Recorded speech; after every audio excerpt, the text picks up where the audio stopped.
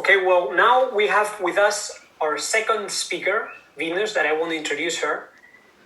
When I wrote her, what did you want to become when you were a kid?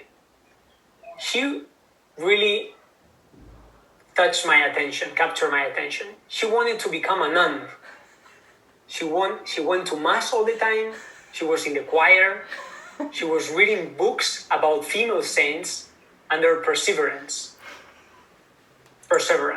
Then, one day she discovered her hormones, and now she wants to become a goddess. So, I want to introduce you to Venus. Her speech of today is why I don't prepare my Toastmasters speech. And while I heard her message, I knew she was nervous. So, good luck today, Venus, and the stage is yours. Oh my God. Can you hear me? Okay, thank you for letting me speak today. Today is my birthday, so I asked for the speech today just because I thought having a birthday in lockdown would not be so much fun, but I thought, let's do a Toastmasters speech, and that's a great way to celebrate. So be kind with your evaluations. So the title of my speech is Why I Don't Prepare My Toastmasters Speeches.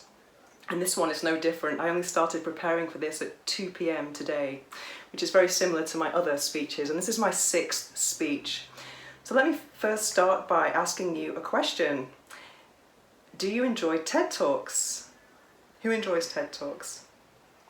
Yes, well I do too. And when I watch TED Talks, well, I've watched many of them in different subjects, and I'm always more sympathetic with the subjects or the speakers that are speaking from their heart about a personal experience rather than regurgitating some very well researched information or research. So I'm always more connected to someone who doesn't really have that much experience speaking.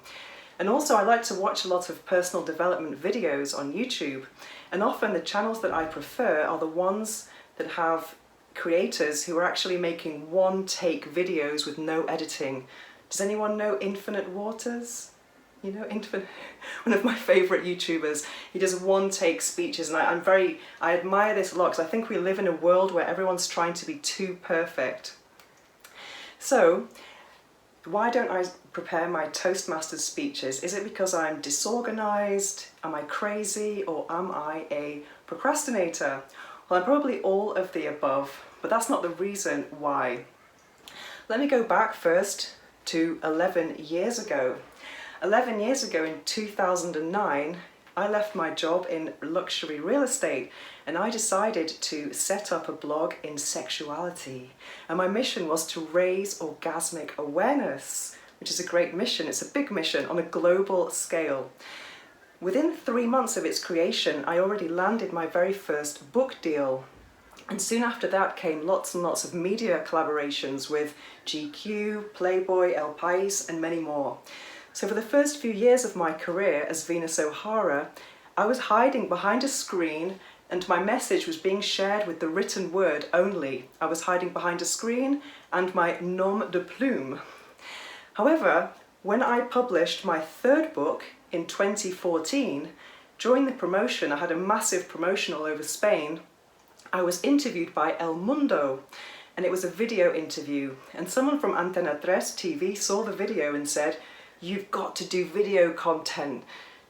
Would you like to collaborate with Antena 3 TV?" And I said, yes, of course. I was really thrilled, but also absolutely terrified, because for so many years I was used to writing, whereas creating a video, just pressing record, was absolutely very, very, very intimidating for me. So for the first few years, it used to take me 3 hours to make 2 videos of 2 minutes. I used to have all the papers around the screen. I was learning my video off by heart. It was all completely rehearsed and scripted, and it wasn't really coming from the heart, even though my subject of sexuality is something incredibly, incredibly personal, which should definitely come from the heart. However, over time, I slowly improved, and I grew my confidence, and then I set up a YouTube channel, and that's slowly been growing over these years. But one of the biggest growth spurts that I had was 2 years ago in the month of May. I decided to do a 30-day challenge, and I uploaded a video every single day in May. When I got to day 24, I was making one-take videos with no editing. So it was, if any one of you want to actually practice this, I would definitely recommend it. Like Emilia said before, it's very different. The camera to the stage, it's a very, very different experience. And that really helped me a lot. And now, to this day, I'm still making one-take videos. I make a couple of notes and then press record, and that's it. Despite this progress, obviously, video is very different from being on stage. One difference is, for example, in video, they say to overcome your nerves, to look at the camera and imagine you're telling a story to a very good friend. In public speaking, however, you don't imagine one friend, you imagine a room of naked people, like I am doing now. But of course, it's very, very, very different. So, and I remember when I first came to Toastmasters the very first time, despite my progress with video, my heart was racing when I had to go on stage to do my very first table topic, which was about food, which is another thing I'm very passionate about. So I realised that I had a lot to learn. But I didn't want to learn that by polishing and rehearsing too much. I just wanted to kind of get over my own obstacles. So why don't I prepare my Toastmasters speeches? Is it because I'm lazy, crazy, or is it because I'm disorganized?